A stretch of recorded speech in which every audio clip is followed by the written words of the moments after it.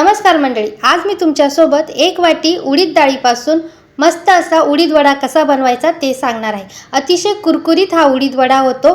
मग तो कसा बनवायचा आणि त्याला साहित्य कोणकोणते असणार आहे ते मी तुम्हाला पुढे सांगणार आहे। चला तर व्हिडिओला सुरुवात करूया।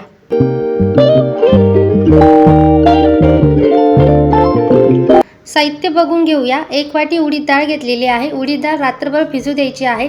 त्यानंतर 2 चमचे धने घ्यायचे आहे। एका वाटीमध्ये मी 1 चमचा जिरं, ओवा आणि बडीशेप घेतलेली आहे। त्याची फाईन अशी पेस्ट करायची आहे।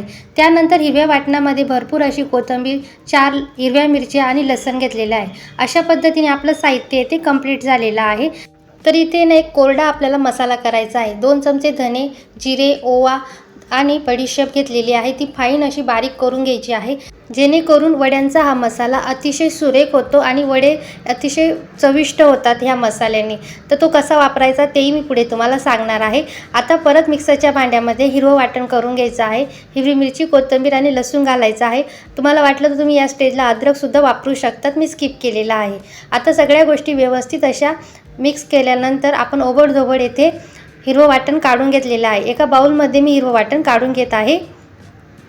तर ही उडदाची डाळ 1 वाटी आहे। मी रात्रभर हिला पाण्यात भिजण्यासाठी ठेवलेली होती। रात्रभर भिजल्यानंतर हिच्यातलं पाणी काढून घ्यायचं आहे आणि मिक्सरच्या भांड्यामध्ये पाणी न घालता आपल्याला ही डाळ वाटून घ्यायची आहे। एक महत्त्वपूर्ण टिप मी तुम्हाला येथे देणार आहे। एक लक्षात घ्यायचं, 4 तास जरी तुम्ही डाळ ठेवली तरी तुम्ही याचे वडे करू शकतात। फक्त आपल्याला येथे ना पाणी न घालता वाटण करायचं आहे। आणि जर मिक्सरला जर वाटण फिरत नसेल तर फक्त 1 चमचा आपण येथे पाणी घालायचं आहे। पण आपल्याला येथे थोडंसं वाटण आहे ना असं जाडसर ठेवायचं आहे। वड्यांना जसं पीठ आपण जाडसर ठेवतो ना, अगदी तसंच आपल्याला फाईन पण मध्यम स्वरूपाचं जाडसर ठेवायचं आहे। मी तुम्हाला अगदी जवळून दाखवते की पीठ कसं असावं। आता हे पीठ आहे ना आपलं अगदी पाणी न घालता मी येथे वाटून घेतलेलं आहे। आता हे पीठ आहे ना एका बाउलमध्ये काढून घ्यायचं आहे। आता हे पीठ आहे ना 2 ते 3 मिनिटांसाठी व्यवस्थित असं फेटून घ्यायचं आहे। पीठ व्यवस्थित असं फेटून झालेलं आहे। आता यामध्ये ना आपण हिरवं वाटण घालूया। 2 चमचे हिरवं वाटण घातलेलं आहे आणि जो मसाला केलेला आहे तो 2 चमचे मी येथे घातलेला आहे। अशा पद्धतीने ना आता चवीपुरतं मीठ घालायचं आहे आणि व्यवस्थित असं मिक्स करायचं आहे। आणि यामध्ये ना अर्धा चमचा हळद घालायचा आहे। मित्रांनो, या स्टेजला तुम्ही कांदा किंवा मेथी, कोथिंबीर असं बरेच गोष्टी ॲड करू शकतात, पण मी येथे ना सिंपल पद्धतीने तुम्हाला दाखवलंय। जर तुम्हाला वडा जर उग्र वाटत असेल तर यामध्ये एक छोटासा कांदा तुम्ही ॲड करू शकतात, जेणेकरून आपल्या वड्याला ना एक गोडवा येतो। अशा पद्धतीने ना मी येथे कांदा स्किप केलेला आहे। तर आता येथे ना आपलं वड्याचं पीठ रेडी झालेलं आहे। एक दुधाची पिशवी घ्यायची आहे, त्यावर हे वडे थापून घ्यायचे आहे। पाण्याचा हात न लावता पातळ असे आपण वडे येथे थापून घ्यायचे आहे। एकीकडे व्यवस्थित असं तेल हलकं गरम करून घ्यायचं आहे। आता यामध्ये ना हातावर हा वडा घ्यायचा आहे आणि तेलामध्ये सोडायचा आहे। थोडंसं नॉर्मल टेम्परेचरवर आपल्याला इथे तेल घ्यायचं आहे गरम करून, जेणेकरून वडा आहे ना व्यवस्थित असा तळला जातो। आता यावर आहे ना तेल स्प्रेड करायचं आहे, जेणेकरून हा वडा फुगेल।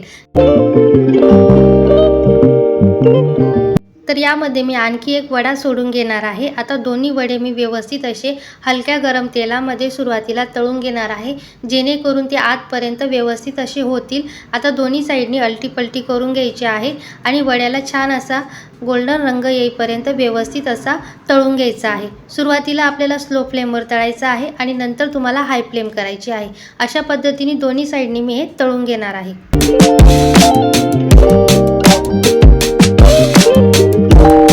आता हे वडे व्यवस्थित असे तळल्या गेलेले आहेत। तुम्ही बघू शकता मस्त असे ना कुरकुरीत हे वडे झालेले आहे।